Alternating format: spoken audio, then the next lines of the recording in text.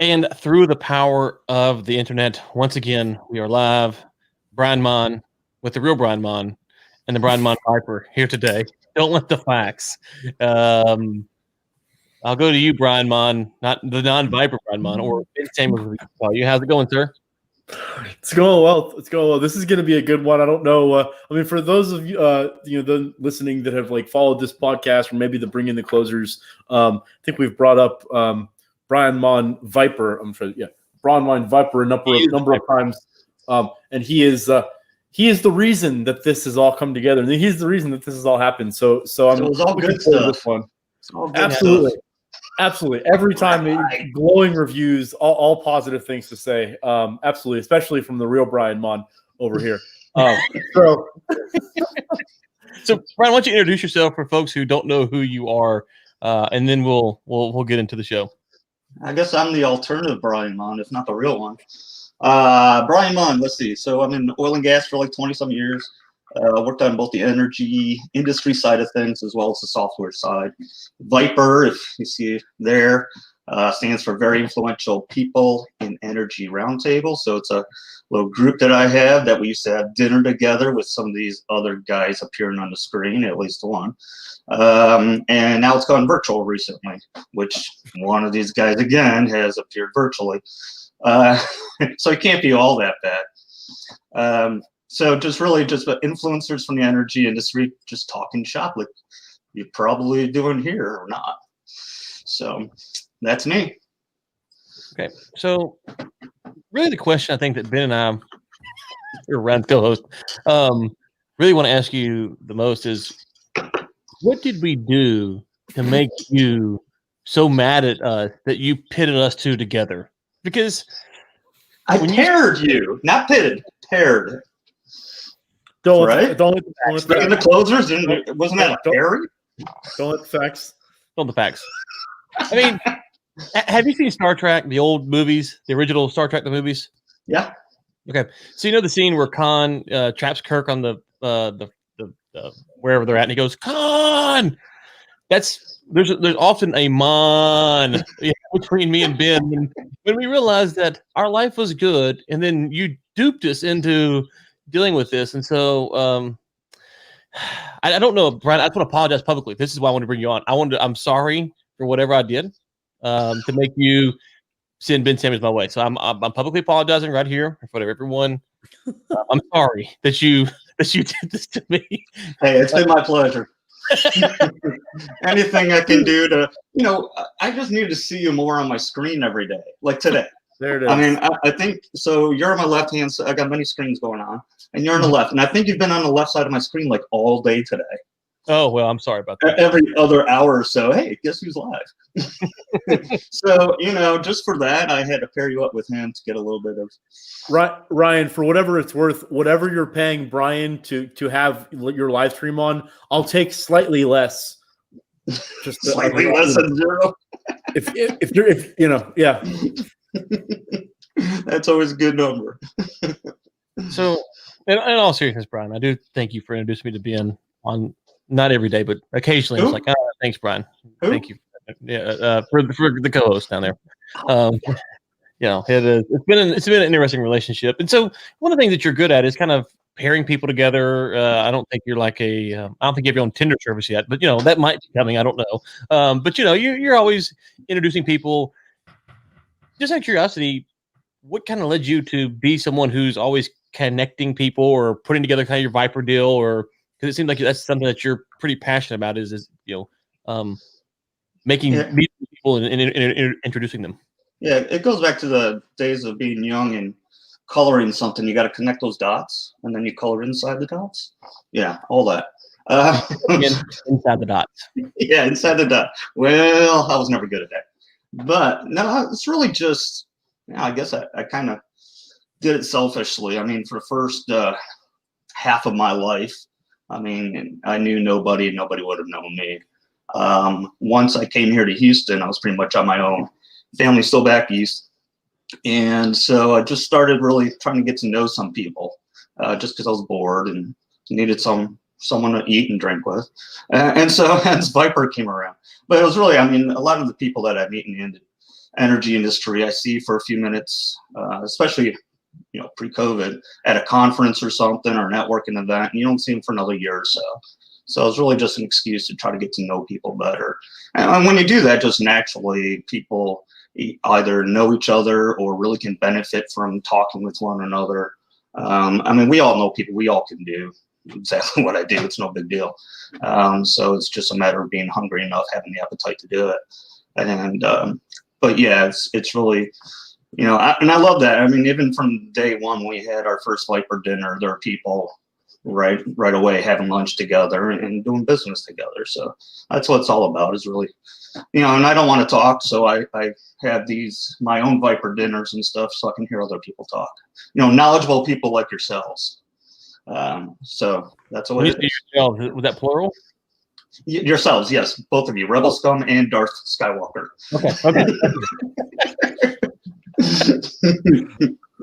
I mean, we're all knowledgeable, I guess, in our own different ways, and some more technically, some more financially, some politically, some worldly, some others locally. So, and that's kind of what I wanted to do, was get to know all these different corners of the industry and get them to know each other as well. So that's where it all kind of stemmed from.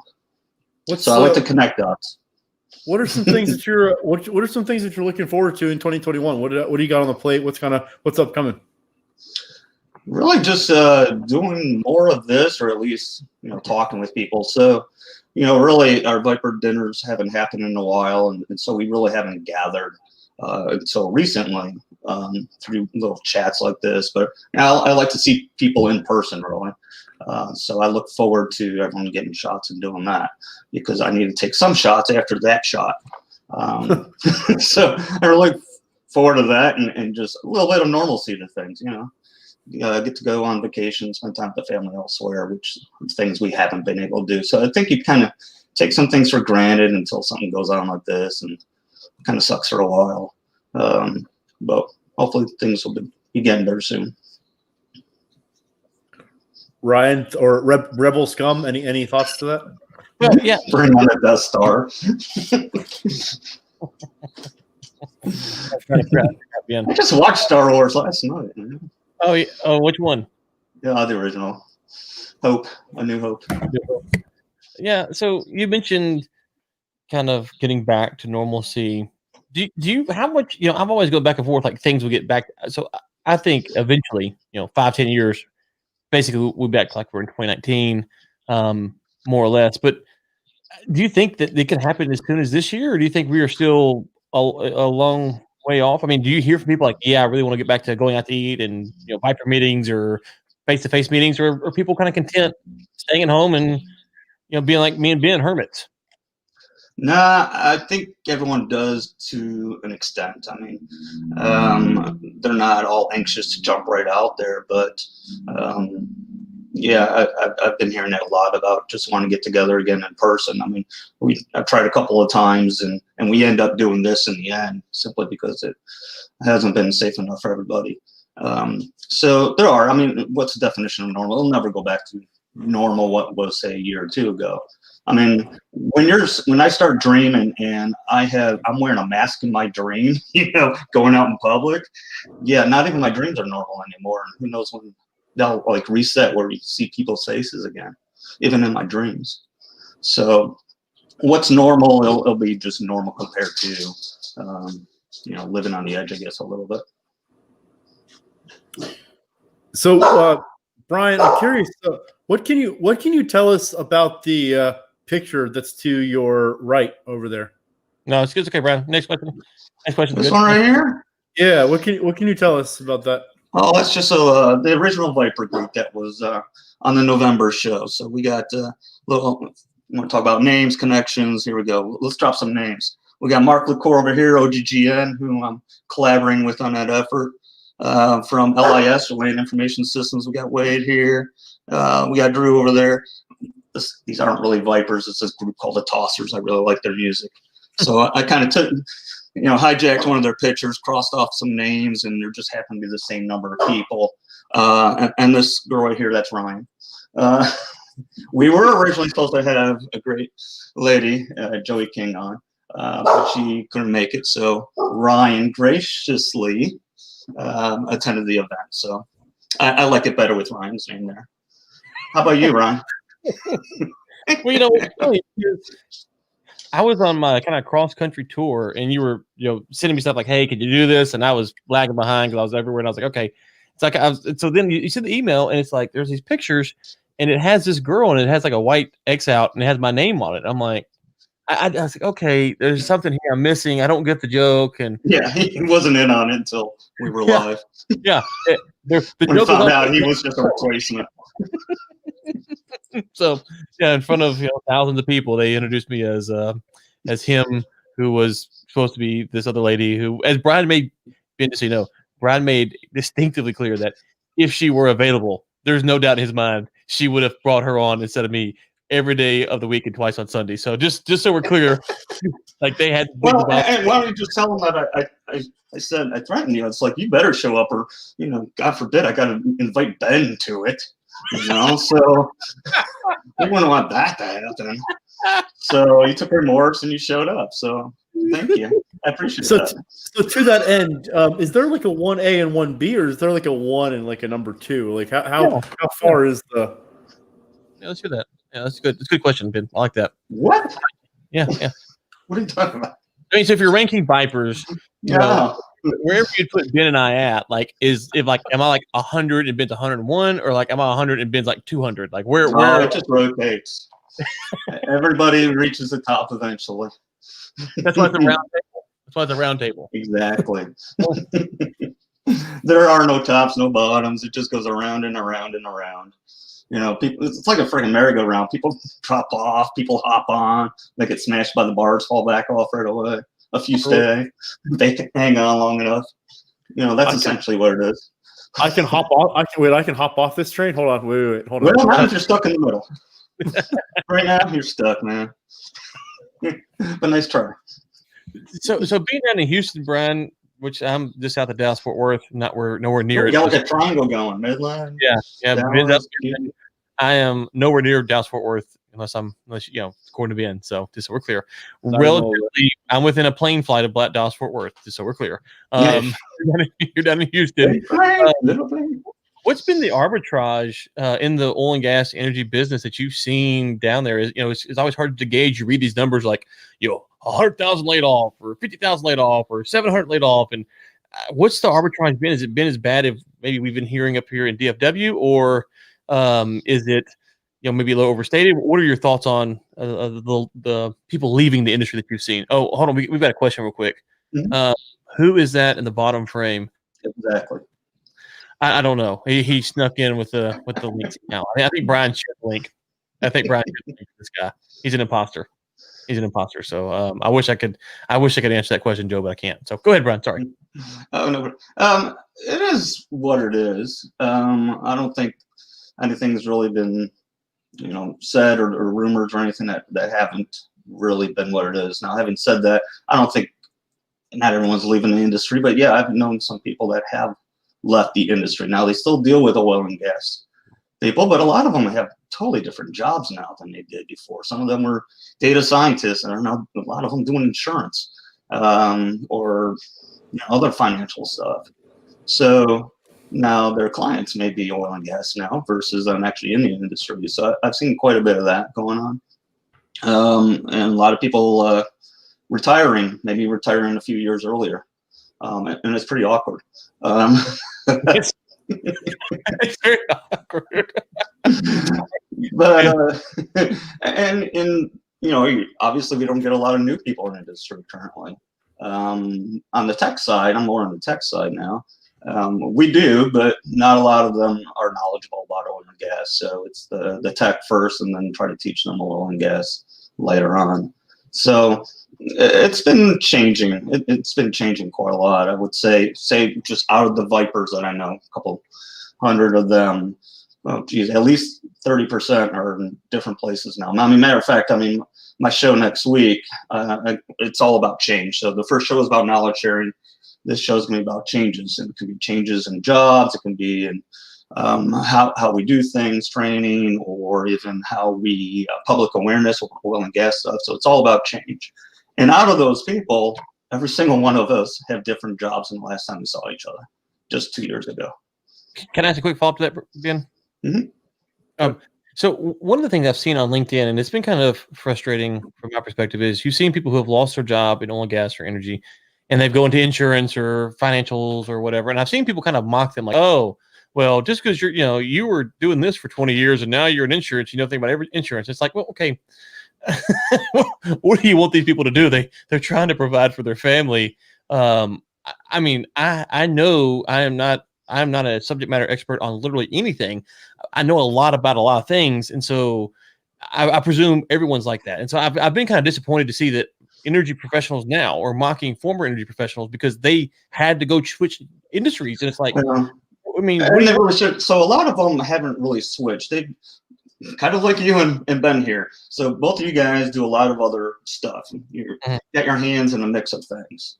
I don't know. I think Ben's like playing cards with somebody nowadays or something, with baseball players. But so you got other interests, right? And so some of these people do have other interests, or they, oil and gas can be very lucrative. So they had something which was very good for a very long time. It got downsized. Guess what? They go back to what they were doing before, or what they're really interested in now. Since the money's no longer there, they can pursue what they wanted to. So a lot of these people are already doing something that they're in. I wouldn't say that a lot of people are forced into something totally outside of their realm, but obviously somewhere.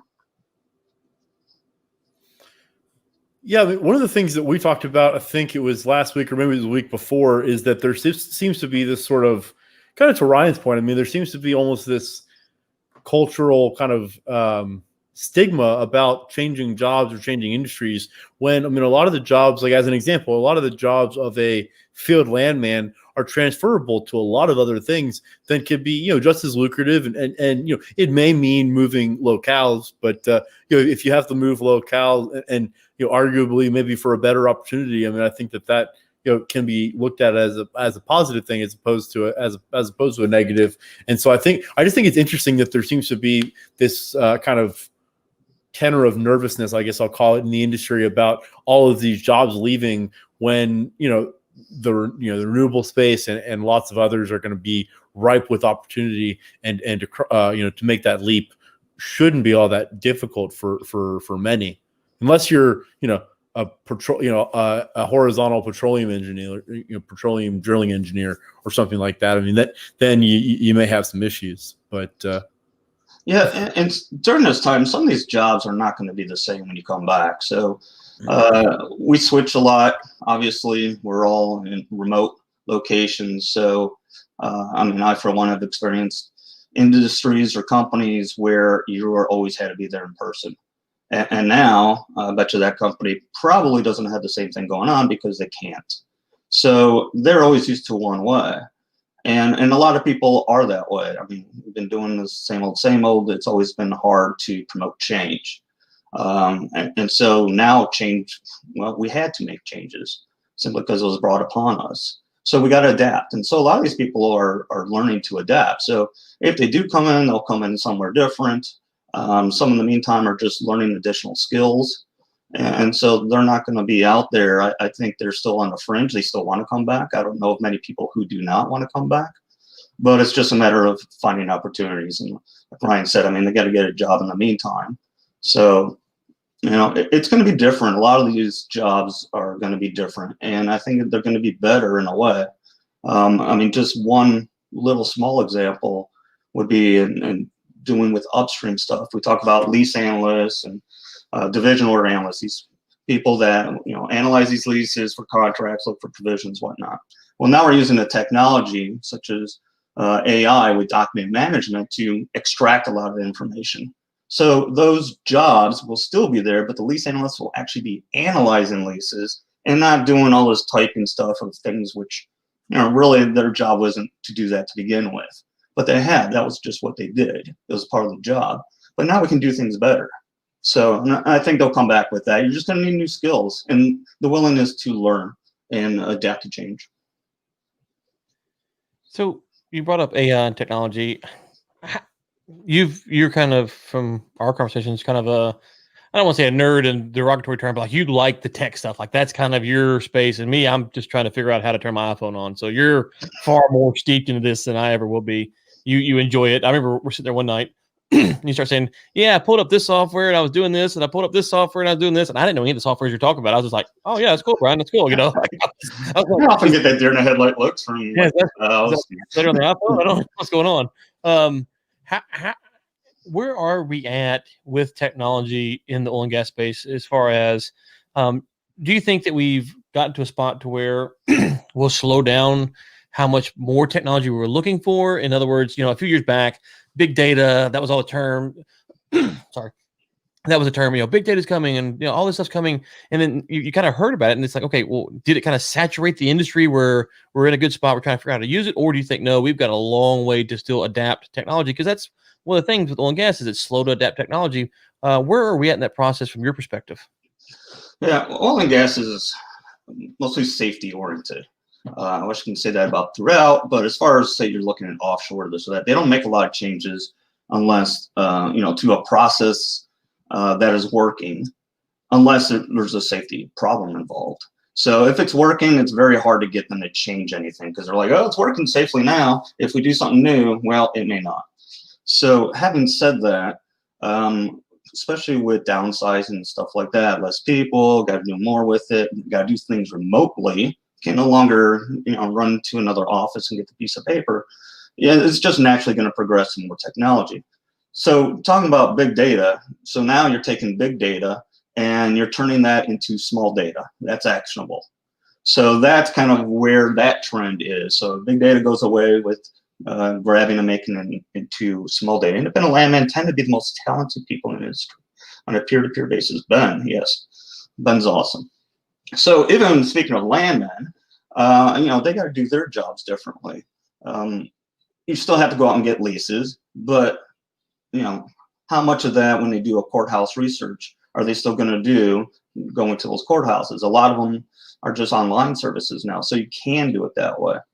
So it's a matter of the big data is still out there. We're just learning how to massage it to make it better.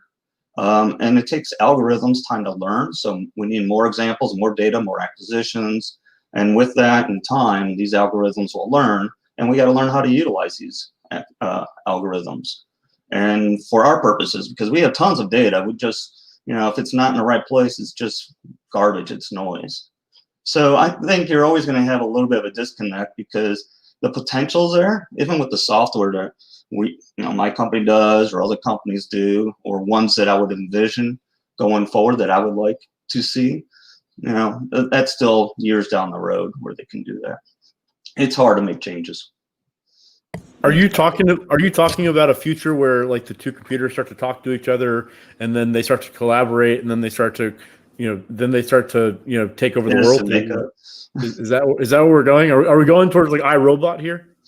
No, I think it's just a matter of making things a little bit easier that, and this came up 20, 30 years ago that it doesn't matter what system you're on a dashboard, you don't care what system you're retrieving all this data from. And oil and gas is always looking, especially information, that golden record, we see, and I wrote an article a way long time ago about this. We all see like what's a well. Well, a county department sees a well this way. A geologist sees it as a dot on a map. Somebody else. So that one thing looks totally different to everybody in that company. Well, not only within that company, from one company to the next. I've been involved in an acquisition where we got data and said, oh, it's sold. So they automatically put that file away. We didn't see it for like 5 years. And it turns out, yeah, they changed the code right before they sold it to us because it was sold to us. So we actually lost leases because someone just change that. So you really have to interpret the data. And then that's where we're looking at is more, you got all these different systems that are out there, no matter what platform they're on. When you do acquisitions, instead of all this dirty work using data that you've gone through, discovered, or manually brought up from spreadsheets, just really to get the information from one place to another. So doing the extract, transfer, and load in a much more seamless process, and that it's readily available to make decisions even quicker. I mean, way back when, it's a lot quicker now, but back when I started, it would take a year and a half to get an acquisition in. Now you're trying to get it in within just a few weeks, and soon it'll be down to a few days. So that's kind of where it's going. I don't think the machines are ever gonna like hold hands together. No Terminators then. Not yet, unless we really piss them off. We'll leave that up to Ben. I'm sure Ben can figure it out. I'm just saying. You're muted, Ben. That's the good way. We like you that way. Yeah. Actually, that is probably the better. That's probably better because then I get to actually say it the second time and sound smart. No, never mind. What are there no words? What are there no words about? By the way, the what? Oh, there are no words. Oh well, I don't know. There are no words. So yeah, that having to deal with this verbal abuse. There are no words. Come on, Joe. No, I mean, like I said, I mean, Joe, he just gets it. He understands. He sees through the smoke. He gets it. So there's two men and one bum on this podcast. I'm just saying, like, it feels like I'm being, just think like I'm being called out. So Ben, well, let's look. I mean, we got Ryan up there. His technology is a microphone and an iPhone, and believe me, I don't know how to work that either. I got a teenager son that helps me with that. So Ben, but you probably utilize systems. You're acquiring stuff, whether or not it's royalties or properties or this or that. The information. Maybe you yourself don't have a system, but you're utilizing data from one person to another. So how is that any different for you now than it was a few years ago? Any different? I mean, massively different only in the sense of the scalability and the sort of transferability of the data and the interconnectedness between platforms, and that's become a lot easier, and so it's easier to kind of come up with what I guess I would call kind of a bespoke model of data systems or platforms, rather than it used to be you sort of had to have allegiance to one or the other. And now I think you can kind of piecemeal it together. And so I actually use probably way too many in the sense of the sheer number, because I like to, if there's one thing that a company does really well, I'll try to, utilize just that, that sort of one thing, as opposed to, having more universal use. And that goes from things like, the drilling infos of the world all the way through like email platforms. I mean, so it's not necessarily just on the paid side. Ryan, what about you? I can barely work the iPhone. What do you want me to say? I can again. I thought y'all ganging up on me. I brought Joe in from the outside. You two on the inside. Here it is. So let me say it differently. Do you remember on a daily basis? Well, how often do you have to look at your password protected whatever to get into your Twitter account? I mean, are you able to log into Twitter on a daily basis? Yes. All right. So then, okay, the rest is okay. So if you're able to turn on the camera and turn on Twitter, then it feels like it's a trick question in there somewhere. I don't know what you're talking. I don't know what you're talking about. I don't either. Well, I think the frustrating thing for someone like myself is if you look at Slack or Monday app, or there's a lot of tools that have a lot of functionality, and those are probably basic for someone like Brian or Ben. You're like, oh man, this is really cool. I could really use this. The time it takes to learn those things, it's like I got pen and paper. I know that's not effective, and and then it's kind of how it goes sometimes. I mean, there are a lot of technology that comes around that I've even utilized in the past, say with Viper, utilizing Slack or some kind of collaboration tool that you thought was really good. It's going to be great in between meetings. We can communicate, do all that stuff. And there's just nobody that took upon it to do anything with it. And so it was, shoved aside. And there's other ones that are more specific for oil and gas. But that's the way with a lot of these technologies, is some of them work great. You get a lot of them that were internet-based things on marketing. So, you're selling anywhere from ships to from shipping. There's stuff for offshore or even parts or services that were all internet-based. A lot of those quickly went by the wayside. but even within the technologies, just speaking of landmen, there's different types of software that's utilized, and sometimes it depends on your perspective of things. So we're talking landmen, they usually see things from a physical land point of view, being that's a track-based system, versus somebody else might see it from what's called an agreement-based system. So going forward, the idea is to get rid of the track-based, get rid of the agreement-based, and make it one kind of perspective of viewing that stuff. That's easier said than done. So that's another trick. Landman. When I think landman, this is what I think about. Yeah, I mean, when I think of landman, I look at a picture of Ben. Yeah, that's it. I mean, that signifies landman. Yeah, so I think for someone like me, it's like Gmail works really well, and if I want to change Gmail, like the settings that I need to change, they're pretty easy to find. You can Google it obviously and find how to change it. It's pretty simple. WordPress, I have a couple WordPress sites, and they're okay. You're hit or miss. It's like I go find a theme, like, oh wow, that's really cool, and I upload it on my website. I'm like, wait, did I buy the right thing? And so sometimes there's videos, sometimes they're not, and then you get into something like Slack. Like I can see the functionality here, but if there's not a lot of people adopting it, it's frustrating. And then, what's really frustrating to me is like WhatsApp, which is a fantastic tool that's easy to use. It's hard to get anyone to use it, and like it's as easy as it comes, and no one will use it. So, I mean, we have a student here from Italy, and he uses WhatsApp, and none of the rest of us. I mean, I know of it. I've followed it a long time, but have I ever used it? No.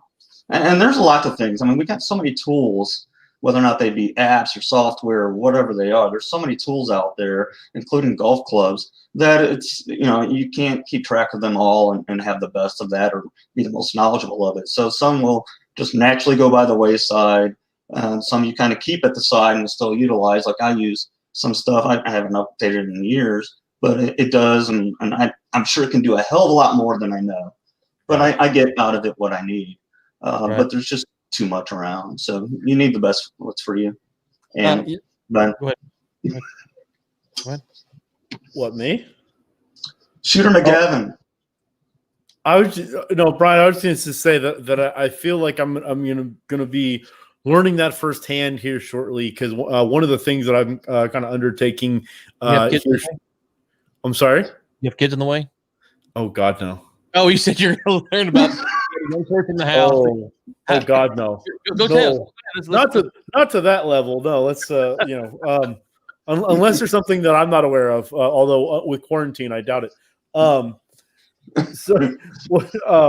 I'm taking on some more of this content creation stuff and video and vlogging, etc. And so I'm trying to learn Photoshop, and or I'm starting to learn Photoshop, and that has been an absolute bear of a process, because I'm just not all that. To your point, Ryan, I'm just not all that like software and tech savvy when it comes to those sort of things. That it's totally foreign to me, and so it's literally like learning a new language. But Brian, like what you were saying about. I've been trying to make sure that I don't just learn like how to get like one thing. I'd rather be pretty proficient at a number of things within the suite rather than like knowing how to do one thing really well. But Ryan, you seem to have a pretty visceral reaction to that. Have you tried Photoshop before? Is that? Yeah, I use PicMonkey or Canva or whatever it is, like the very simple apps that like you can do very limited functionality, and it's just. I don't know how long it takes to learn Photoshop, but I got in there and it's like layers, like oh, and I don't. It's one of those things where if I could use it, I would use it occasionally, but I don't need it enough to make it where I want to use it regularly. And so, anyways, Brian, I know we've kept you for about 30 minutes here, which is I didn't want to keep you forever, so we won't keep much longer. I do think we have a question from our random listener here. Shooter McGavin is a better golfer than Happy Gilmore. This sounds like a very uneducated person. Probably not very smart. That also doesn't sound like a question for whatever that's worth. I mean, that seems like a very definitive statement. Just to be, Okay. I'm assuming that there's supposed to be a question mark there, but they didn't know how to work the keyboard on their phone or whatever. There's Commodore 64 wasn't working right. So, in your opinion, before I let you go, is Shooter McGavin a better golfer than Happy Gilmore? Hell no. Thank you, sir. Thank you, sir. So I think we can now put this right here to bed. So good. That's good. I like that. Thank you for coming on. You're. I'm going to say this. We're recording this, unfortunately. Oh gosh, We are. Thank you for introducing me to Ben, and I curse you for introducing me to Ben. Hey, I accept both of those. Equally at the same time. Equally at the Brian, You get the good, the bad, and the ugly, man. my friendship. No, my friendship with Ryan has been nothing but a blessing. Thank you for bringing him into my life. I appreciate it very much. Blessing in disguise of a piece of what? Oh, please. There it is. There it is. Yeah. There it is. Okay. There it is. There it is. He knew it was coming, so that's good. Well, gentlemen, it's been a pleasure introducing you, and I love the content you've created, starting with those closers and now doing this and other adventures, I'm sure, adventures that you'll probably have with one another. So keep it going, guys. You're doing great. Appreciate All right, it, Brian. thank you, Brian. And one of these days, I'm going to have like Ryan on my left side of the screen and Ben over here on my right, and you guys will be battling it out on live streams. You know? I like it. I don't know how much of a battle that's going to be. Me going up against the podcasting god, but I can try. Huge. Yeah, Ryan's pretty good at managing fighters, so I watch out if you're getting in the ring there.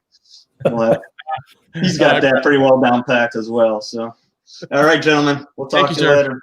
Thanks, Brad. All righty, Mr. Samuels. Yes, sir. It was good to get that off my chest. Like I said, I mean, an absolute blessing. I appreciate every day, and now that the world knows that this is only possible because of the real Brian Mon, that's a good place to start. Yeah, and by the way, you are a boomer at heart, so much so. Wow, that was aggressive. That was really aggressive. Like, I was just trying to agree with you. Do I need to unbutton like 3 buttons so I can have my chest hair hang out too, or is that it's only 2, and if I do that one, it looks like I'm like wearing there looks like there needs to be what's it called where pastor puts the collar thing. Yeah, okay. Do we know what that is? Yeah, all of our pastors wear one. I can't think of what they call it. All right. Well, I can do both. If I could. I can't breathe, but yeah, maybe if I pass out, then we know what's happened. Thank you, Joe. Joe, you should come on the show sometime. You're always welcome to come on and discuss whatever it may be. Now, okay, so Ben, where we go next? Now that Brian's gone, thank you, Brian, for coming on. What's next? We got a few minutes here. I don't know. That's as always, just like punting it to me. I'm not sure. I didn't know if we wanted to go real hard in the paint, or maybe just keep talking about the final. Okay, it's funny you were reaching up. Okay, can we talk about Jack Dorsey? Do we want to? Wait, is this live streaming on Twitter? I guess. I mean, yeah, sure. All right, go ahead. So everything we say may or may not be the opposite of what we think about Jack Dorsey. Okay. I mean, this is clearly. I mean, this is satire. This 100%. It's a comedy show. All of these things. Wait, wrong. Hey, Joe. All right, there it is. The laugh track. So while your podcasting skills are on point, the DJ skills need some work. But yeah, we can talk about Jack Dorsey if you'd like. So do you want to throw the primer? No, go ahead. Why don't you set the landscape for us? Thank you for that, Ben. Appreciate the introduction. Okay, so just looking at Jack Dorsey's Twitter, I've got a theory here, and I want you to weigh in on this. Either A, Jack Dorsey is literally mocking us all, or B, he's being held hostage against his will, and I need you to help me decipher, okay? So here's the facts, just the facts. Don't let the facts. This is comedy, this is satire, the alleged facts. The top of under his @Jack, he only has 5 million followers. That's pretty weak, but whatever. Hashtag Bitcoin. Now, one of the things behind Bitcoin is decentralization, right? Taking power and spreading it out amongst the masses. Okay, that's the first one. Then his thing about Square. Now, so this is his pinned tweet. We're going to ignore this because I don't want to get into the Square acquisition. His first tweet or last tweet was from January 9th when he loved that Signal, which is a private messaging app, was the #1 app in iTunes. Now this is after the Trump and all this stuff you can see right here. After they did all that. If you scroll down a little bit more, he tweets Glenn Greenwald talking about being less divisive and all this stuff. Critical feedback is always super appreciated from Elon. Elon saying use Signal. There's some more Bitcoin stuff. So my question, Ben, is at this point, either A, Jack does not understand what decentralization means, or B, he is being held hostage against his will. And he's trying to tell us, my God, people, see what my company's doing and see what I'm saying. Please help me. Where do you come in on this debate that I've made up in my own mind? I mean, I think it's option C. I think he's so delusional that he's another one of these that's just sort of talks and doesn't actually realize like that actual, that words make up sentences, and those sentences make up ideas, and those ideas make up points of view. Like he seems to be lost in this narrative that I don't understand how you can run the platform that he does, make the decisions that platform does. And also, so he's not just the CEO of Twitter. It's Twitter, Square, and something else. Is that right? You're on mute. Cash App. Who owns Cash App? Is that Square or is that someone else? Yeah, Cash App. I think Cash App does own Square. So I mean, he's across the line here on a number of different markets, and so for him to be espousing these things, I mean, basically he's a politician just in the private sector. I mean, it's the same deal. I don't believe anything he says. He's just as much of a puppet as the rest of them, arguably even more so. I mean, what do you think? I think what I've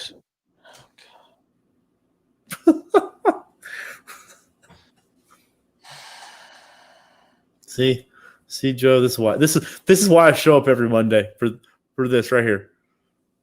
Just, by the way, where's the plane and how do I get some of that? What's the deal on this? We can talk after the show. Joe, I appreciate you. Thank you. I shouldn't respond. Ben's summarized it perfectly. Why do I need to say anything? No, I mean you need to why don't you join the conversation?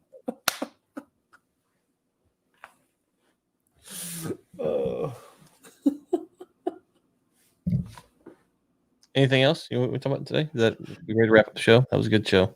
No, we got 30 minutes. I don't know what you're talking about. I think that if you put all of what happened on Twitter and stuff aside, I think that your point is unfortunately right, because Joe's already praised you. God, Joe, I'm gonna block you. Is that no? You're not. No, you're not. You're not sorry. That's the thing. You keep feeding the dragon. You're like, hey, let me just stoke his ego some more. Oh, Joe. I think when you look at what Twitter's doing or Amazon's doing or whatever, and it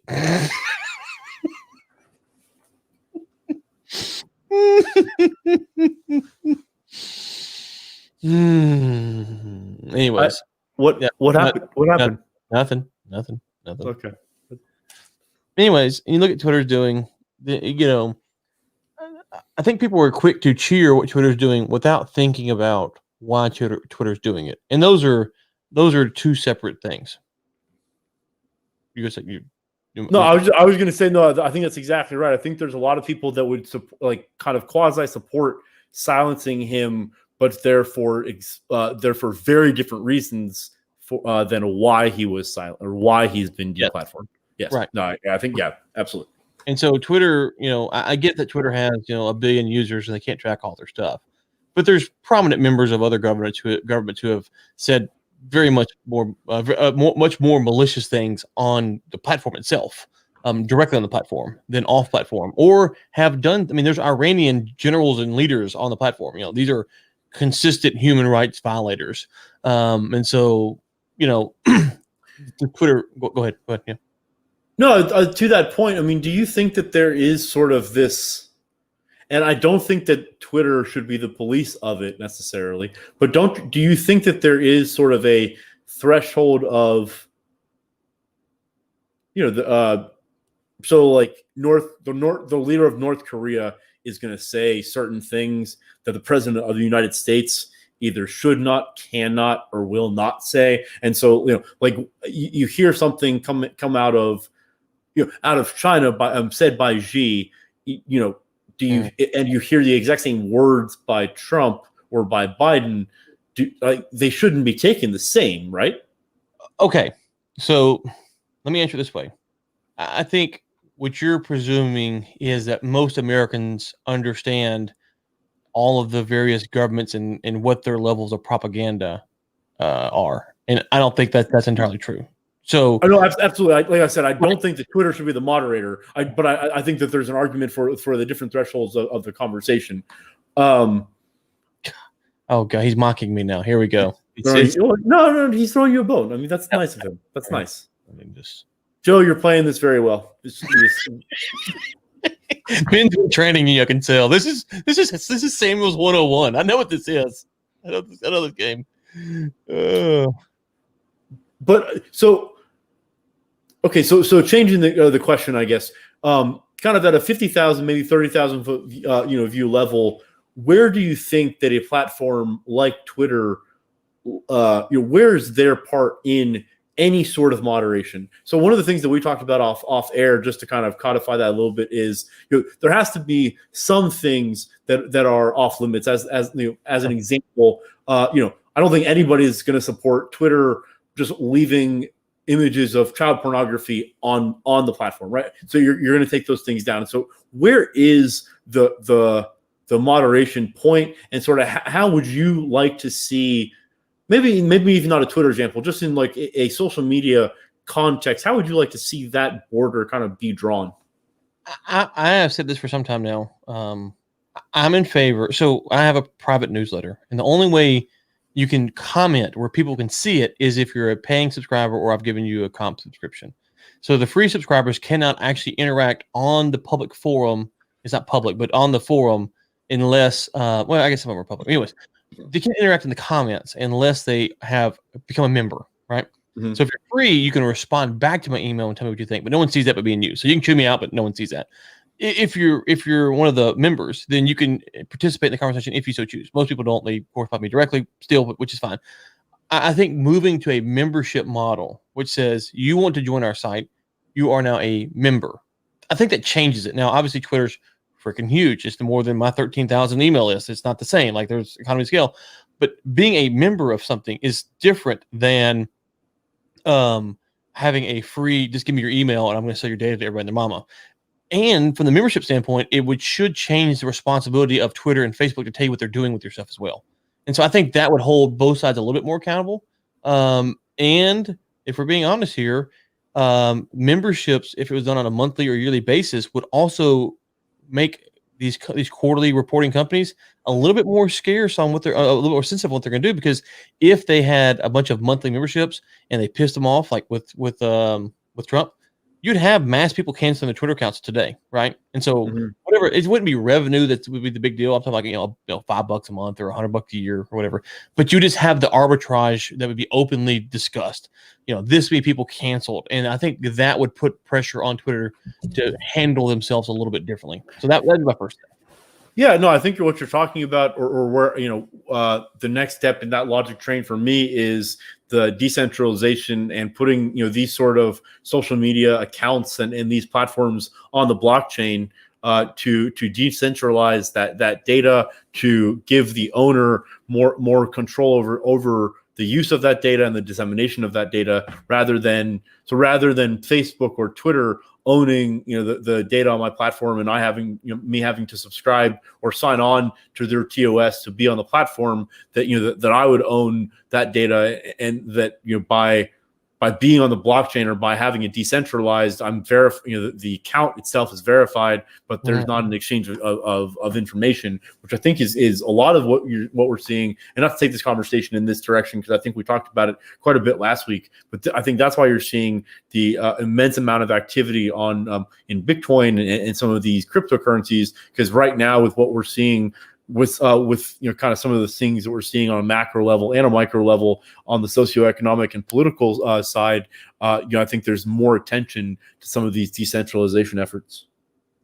So the other thing that and I don't know what the average American, when they came to realization that Facebook was simply there to steal to sell your data to someone else. I don't know, but I would say over the last 3, 4, 5 years, pretty much any American over the age of 30 realizes that, right?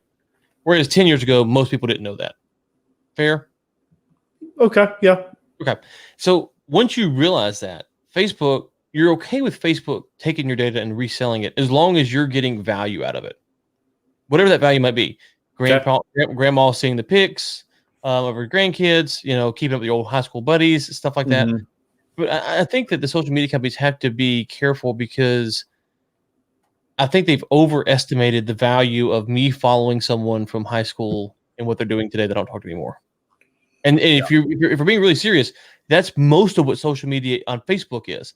Twitter is more, it's to kind of follow the news as it's happening. However, I have Feedly. I can literally just have the feeds pop into my phone. And so I'm fine with them selling my data as long as they're providing me a service.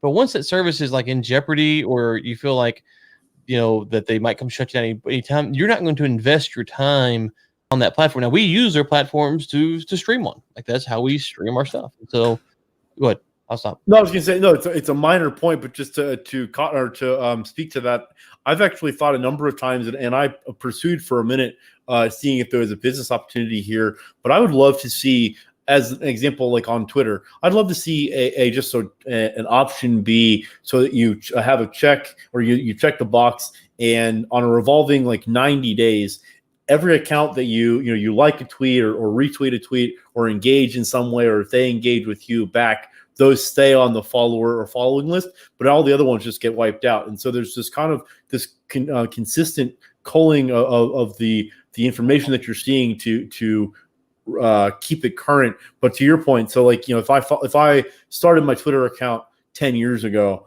and I followed an account 10 years ago, and that account hasn't sent a tweet in 4 years, why am I still following it? But also, my account, I shouldn't have to like go back and delete that account out. Some of those sort of things should be automated. Obviously, like I said, this is a very minor point, but I mean, to what you're saying, I think there's some of those efficiencies that if those things were introduced into the product, you might actually see Twitter be able to charge. And then, again, you like, to your point, you kind of you get there by monetizing, et cetera, right? Yeah, and I mean, I don't think that they have to use the monetization it's to make money, but to not, like, it's just more of a culling the herd a little bit. Like, so with Joe Rogan. So Joe Rogan took more money, right? He took more money for a smaller audience when he went to Spotify. That's kind of missed the conversation. He took more money for a smaller audience.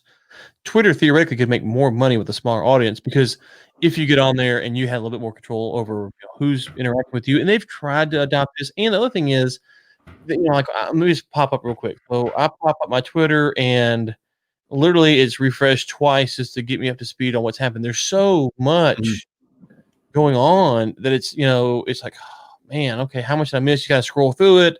What do I hit? And so to grow on Twitter, you don't have to be controversial, but you have to kind of, take something that's, borderline, and then kind of hype it up a little bit more. So you hope that you get seen, you stood out. And for me, that's not really I say stuff that some people probably think is controversial, but I'm not really that controversial in the grand scheme of Twitter. I'm pretty much like, 87-year-old. What am I? Am I controversial? No, you're very vanilla. You have very mainstream takes all the time. What? What do you mean? Am I controversial on Twitter? I don't think so. I mean, you're just controversial in general. I don't know about on Twitter. Obviously, okay. It's not unique to Twitter. I mean, you're hanging out with people that have been deplatformed from LinkedIn. I mean, geez, Wow.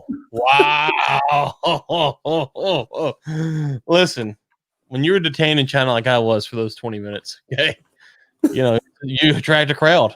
What do you say? I think you said it all just now. I don't think there's anything left to say. Go ahead. I was curious, to put you on the hot seat for a second here. You may have talked about this ad nauseum this week, because I know that you have the show with Chris Fenton, and you might have talked about this even on Texas Oil and Gas podcast or on Energy Week. But what's what's sort of been the buzz in the last week, or what's going on with China? How are they sort of reacting to what's been going on in the U.S. for the last week or so? Well, you want to ask the hard question, or you just want to go with the easy one? I'm just going to go for the hard one, like normal. I want to put you on the hot seat, like I said, true to form, on brand. I don't know if this is a yikes for me or you or both, but there it is. So Joe's calling someone out, probably you. I'm just throwing it out there. Take it for what it's worth. Take it for what you want. The most interesting thing happened, I guess, last night when Secretary Pompeo was not arresting the Italian president, as some have speculated, but instead he was changing relationships with.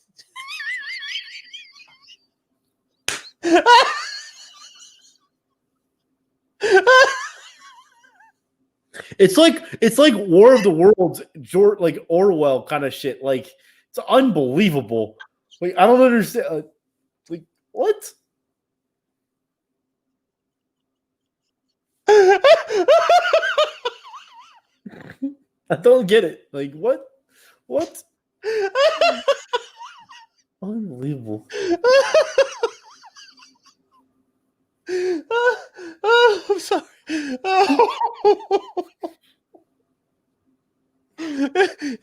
I've been waiting all show for that one.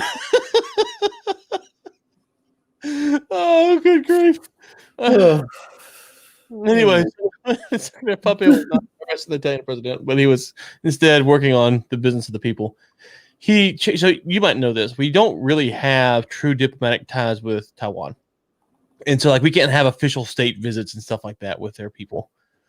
And so he changed that so that now we can. They can come to the White House. We can go there. In wow, that's aggressive. Too soon? Too soon? Too much? Yeah, I'm not even. Just gonna. You're gonna get me kicked off of everything I like. This is why do I do this? I don't know. Thanks. Where's the Mon at? Oh gosh.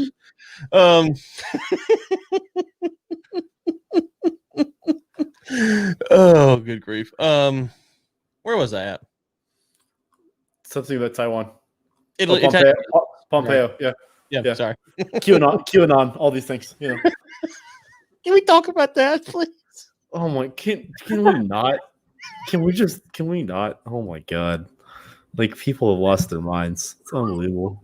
Don't understand. I just don't get it. I don't. Like, what?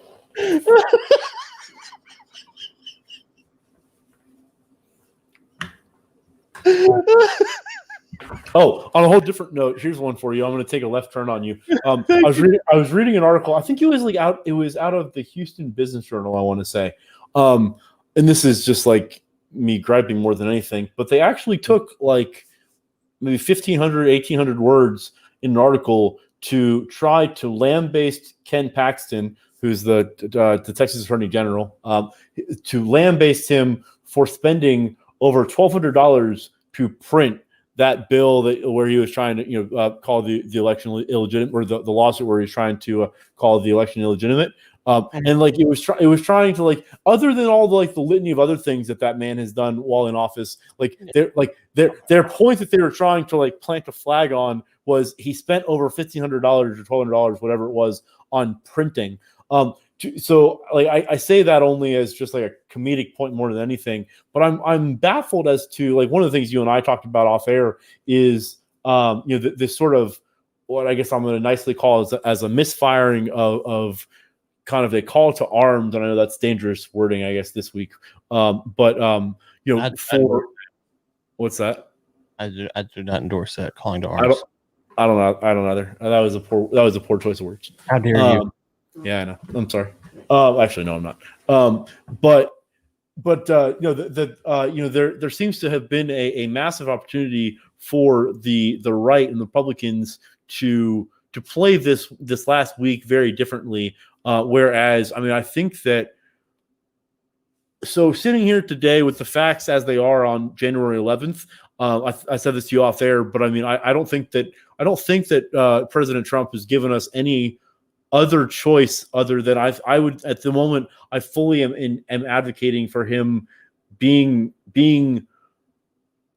enable, or you're not allowed to run for federal public office again. I don't support impeachment. I think that's, but there has to, I think there has to be some sort of, because I think that there's been this, I mean, like in the last week, look at the jumping of ship of so many of the Republicans from like the last 4 years. It's been one narrative, and now all of a sudden, when it's very clear, the writing on the wall, and that, I mean, I think candidly the Republicans way overplayed their hand in this last week, and totally misfired on an opportunity to actually accrete a lot of those sort of middling votes out of away from the left going into an election 2 years from now. I mean, heck, I think that they lost.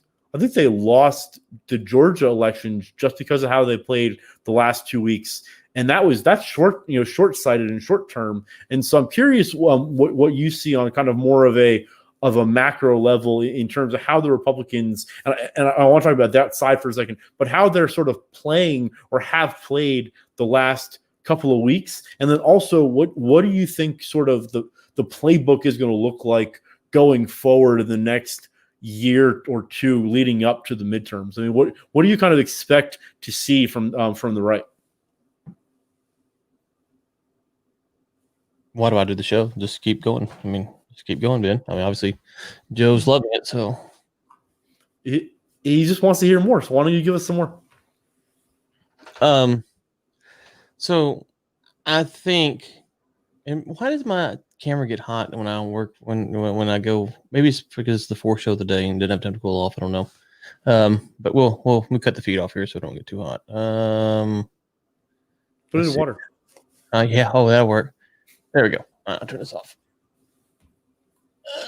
Okay. I'm still here, right? Yeah. Okay. So my a couple things you said there. I would say that what you're going to see is somewhere between a full Lindsey Graham and a partial Lindsey Graham. Okay. Yikes. Okay. tell me more, because that scares me. So Lindsey Graham was, hey, we're going to stand up, democracy, this, that, and the other. To, I tried, I fought my hardest, but I can't do it no more.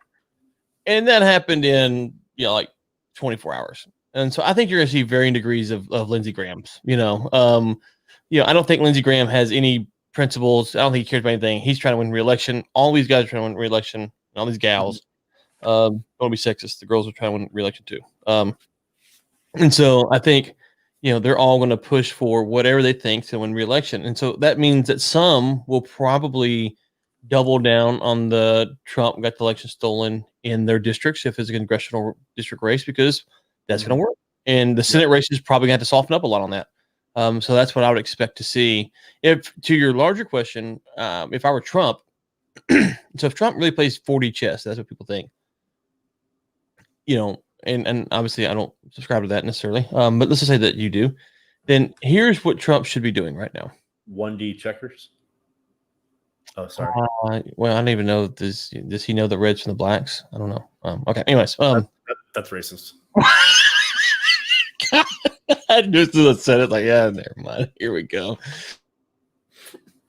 I meant the checker pieces, you jerk. Anyways, now I can't see my face, so it looks worse. Oh god. Here we go. Well, where's freaking Mon? Get Brian Mon back on this podcast right now. Oh god, that was good. Thank you for that one. That was good. Thank you. Is there a graphic that we can put up with like a baseball on a tee? No. Okay. Anyways, where was I at? Brian Mon. Before that. So here's what I would like to see from Trump. If I didn't care about anything in the world, Trump pardoned Snowden, he pardoned Assange, and he starts to happen. All kinds of stuff. Okay. Yeah, Brian, Ben's getting me in trouble. That's what's going on now. And so Ben's twisting my words, which is normal Tuesday. So that's the first thing I'd like to see. Declassifying, pardoning people, not like Ivanka Trump. I'm talking about like serious people who can actually do things that would put pressure on the swamp that he's so claiming he's going to drain for so long. The second thing I would say is he's not going to do any of that. I don't think. if I were him and I was looking out for number one, like all I care about was number one, which is far more likely what he's looking out for. What I would do is I would negotiate a deal with Pence, probably the House and the Senate, as many as I could, where I resign or you can 25th me, whatever. I won't ever run again. Whatever you got to do for that. But you're not coming after me criminally or my family. So I'll come out and issue a statement saying that was wrong. I'll be contrite. I'll take the L. I will come and be the sacrificial lamb for everyone, so that everyone calms down, and I'll probably admit to more than I want to, but not as much as you want to. And then everyone agrees that once I walk out this door, we're not talking about Trump anymore. We're talking about moving forward. So, and because if he doesn't do that, it's never going to stop for him, I think. If he gets 25th, can he run again? I thought that was a disqualifier. And also, Joe, that's a really good question. And Ryan, if you want to tackle that one afterwards, I've got some thoughts, but if you want to start that, you go ahead. I gotta get some water. Go ahead. Yeah, I mean, Joe, I think that's arguably the strongest part of the Trump success story, or kind of what's on the positive side for the last 4 years. I think that his ability to and willingness to kind of throw some bows and flex some muscle with those various organizations is massively positive for domestically, both in the short and long term. I think that it's a complex thing when you start to talk about the geopolitical and sort of the contextual conversation, in the sense that a lot of those organizations and agreements were sort of put together haphazardly, and if the other more minor players have to co-sign on to the system, that one of. So I guess what I'm thinking about when I'm saying this is more of like things like the Paris Agreement. I mean, I think that there is a fantastic argument for having no part in it whatsoever, but with the impetus and sort of how it came together, I think it is irresponsible, I'll say, for the United States to have just left. I think there was and is ways and should be ways to make compromises and sort of tweak those efforts, but it's also very it's also complicated because it's also like a sort of issue by issue in that sense. So you mentioned WHO and UN, but there's also, so as an example, I mean, I can't sit here today and tell you that I'm in any way whatsoever a fan of what Trump has done with some of the more domestic things, like the Department of the Interior, Bureau of Land Management, EPA. I think there's been some good, but a litany of very bad things that have come through, and so it really depends on sort of how you're looking at this. Ryan, do we have you back on air? Yeah, I'm here. So real quick, what would you say would be bad about the Department of Interior or BLM? I think that one of the things that kind of got lost in translation with the Trump push for deregulation is that a lot of the people in positions of power just simply are not familiar with and don't have any sort of vision. He's also actually the Department of Interior. They were, I don't know if they are now. I still think they're vacant, but there were long stretches of time where there were lead agency roles that were simply vacant. It wasn't like there was someone that was a placeholder. There just wasn't anyone. And it wasn't just like they hadn't gotten around to it. It was a willful decision to stifle that department's, well, this is conjecture. I believe it was a willful decision to stifle that department's progress by not putting a lead in that role. Because the argument for like we just couldn't find someone or there wasn't someone there. Like I think we all know that bureaucracy doesn't work that way. So with BLM, I think that there was such a rush to tear down a lot of the regulation and to drill new areas that there were some natural resource protections that I think made sense and should stay in place. I mean, one of the things that I've talked about a number of times on the podcast, both this one and previous ones, is my love for nature and the environment and how sacred I think that is. And so I think there certainly has to be a sort of middle ground.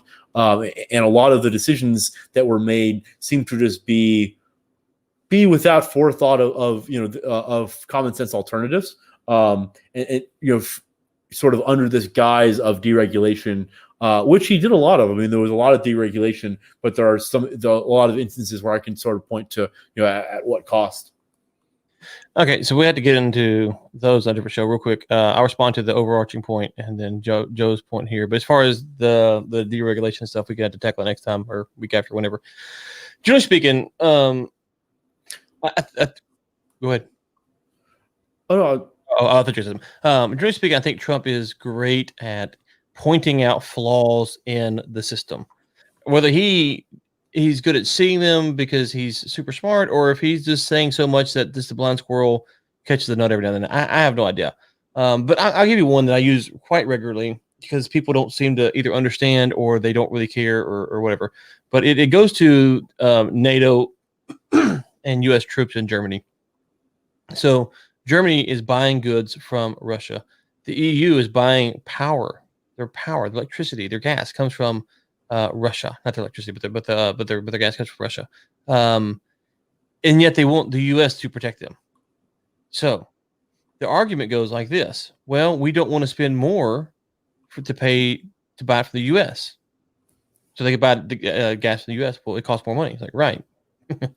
Okay, it's costing us more money to have to be in NATO. So they want to do business with Russia and have the protection of the U.S. I, for one, it's got nothing to do with Trump. I just think that's a stupid thing for the U.S. to be involved with and stupid for the Germans to be involved with. Either you want to do business with the Russians or you don't. I don't care if you want to do business with the Russians, to be quite honest with you. That doesn't bother me one bit. But don't do business with the Russians and then say, oh, by the way, we need you to protect us from the people we're doing business with freely. So if you want to work with someone freely, then work with them freely. I think Trump's pointing out stuff like that has been extremely helpful. The problem is, that you've seen, is that most people don't care about that. They just think, well, Trump said it's bad, or da-da-da-da, or, like I heard the other day arguing on Twitter, well, it's not really the Russians now, it's the Middle East, the terrorists. And it's like, well, if you go read the generals, they're not talking about the terrorists, they're talking about Russia. Germany, they're talking about Russia. Everyone's scared of Russia. Well, if you're scared of Russia, don't buy from them. Okay, just don't buy from them. Don't give them money to keep their economy going. So I think on stuff like that with the WHO, how they handled the COVID, and they lied about China cooperating with them and stuff. I think he's very good at pointing out stuff like that. The problem is, and I don't know if this is because of people hate Trump and they just respond negatively to everything he says, or it's because they just can't think outside the box, or it's because they love big government, that they don't see these things as problems that he's pointed out to. And so that's kind of been, I don't know how you fix that problem, because there are legitimate things he's pointed to that are problems, and people just don't care. I know someone who's worked with the UN and for the UN, and I know a couple people. Guy used to work close to ambassadors. They all tell you the UN's a waste of time. They will all tell you it's a waste of time. There's nothing gets done. Nothing productive gets done there. Right. So when Trump says it, okay, maybe he's lying, maybe he's making it up. I have no idea why he's saying it. He's just right on it, and so the question goes. Go ahead. No, I was just say, to that point, and I think it's by design. I think it's very much intentional, and it's something that you and I have talked about a lot off air, and it's something that I still don't understand. So taking it out of the political realm for a second, I think that you and I can agree that in terms of just communicating with people effectively, there's a way that's going to engender trust and feelings of whatever, comfort or safety and that sort of thing. There's also ways to say something that's going to have the exact opposite effect and cause resentment, etc. And it just seems so blatantly obvious that it's not that that like people are oversensitive and that people are like reading into it. I'm very much a believer that Trump has sort of part of the brand is to say things in an intentionally inflammatory, divisive, and kind of an intentionally inflammatory way where it doesn't need to be that. And so I think the point that I'm trying to make here is that it's the same thing as like when you see the bully on the playground. Like the bully is always the one somehow that the teacher sides with, and that the teacher sees the favor in, and the kid getting picked on is just like left to kind of get picked on. And it's like the same sort of like, okay, well, the bully, like in this instance, the United States, like, if we want to come at the UN or come at WHO, I think that there's a better argument to be made for, okay, well, if we completely disagree with how this is structured and what this looks like, I think that we all know that in the world platform, the US has the weight to say, okay, well, if we're going to do this in the future, this is how it's going to look. And if you would like to tweak this, like, let's have a conversation. But at current, we're not going to co-sign to this going forward. And I think that, like, it's tone deaf to think that the response from the other UN or WHO members to a statement such as that, with some sincerity there. But I think the response would not be, oh, okay, well, see ya. It would be, okay, well, let's talk about how to do that. And so when Trump sort of just throws these jabs and calls out the UN or the WHO for doing this, that, or the other, I think it makes a lot more sense for, rather than trying to withdraw from these things, take the reins and renegotiate them for favorable terms. So it's more of a method thing, because I think at the like net at the end of the day, that is what he's doing. But in the wake of that, I think that the tenor of sort of the media conversation geopolitically for a while has been that, like, as an example, so Trump specifically can say anything that he wants to any of these foreign powers, and it, like, just doesn't matter, and it's like, it is what it is. And I think it's tone deaf to a degree to think that you can come after allies and enemies alike, and those allies and enemies are just gonna, like, take it and not be affected one way or the other. I mean, like, so I think that there's definitely been a stoking of the fire with both China and Russia and their allies to become more ingrained with each other over the last 4 years. I don't think that, I think that I think that America, this is not a Trump thing, I think America has done a really good job of pulling together a lot of our enemies to kind of become a larger enemy. And so I'll stop there. I know that was a lot, but then now I'm just seeing what you wrote, and at this point you're SOL. You co-signed for this. But so, I mean, with that, what do you think about any of those things? Okay. A lot, more than we have time for today. So let's we'll pick up. I mean, I think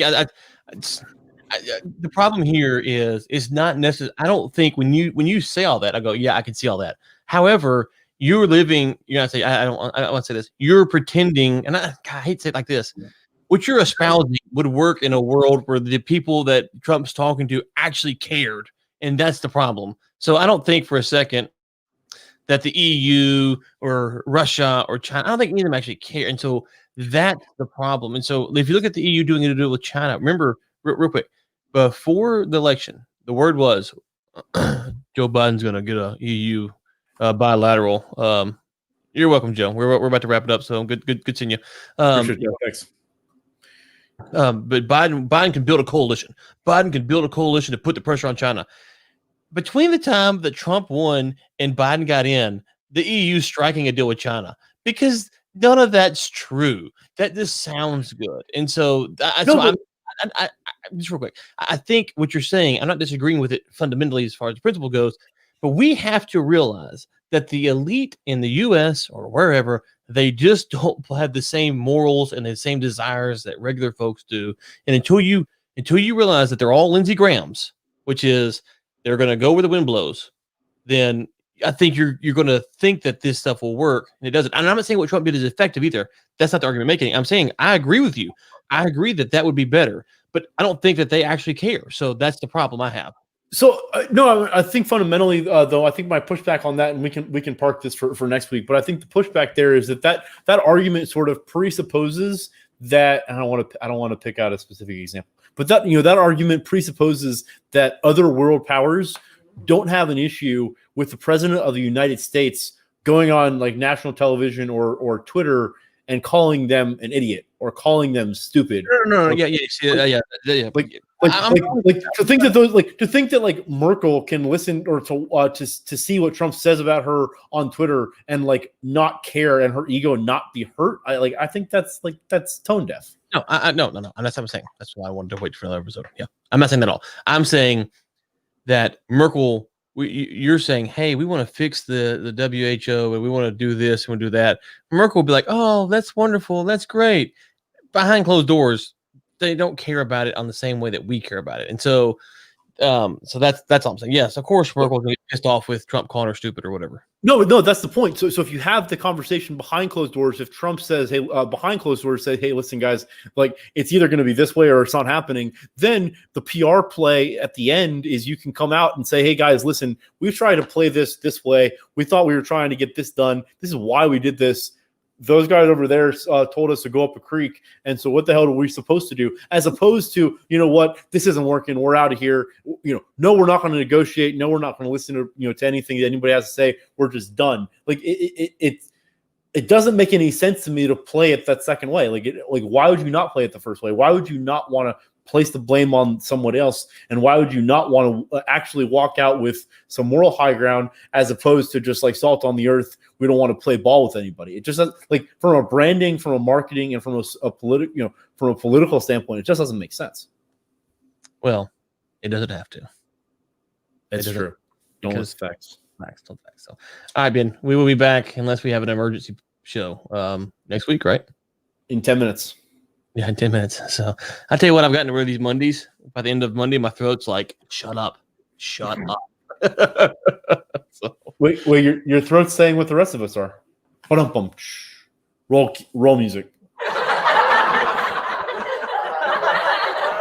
You feel better? You feel better now? Thank you. I'll fire it up. There we go. All right, Ben. What? Okay, not fired up that way. Although after this one, I might need to. You do. All right, we'll be back. I guess as always. We'll be back next week, right? Yep. Not before? Sure. No special episodes? We'll see. We'll see. How it goes. All right. Unclear. All right, thank you for tuning in. Ben Samuels, Ryan Ray, be back next week. Well, it's facts.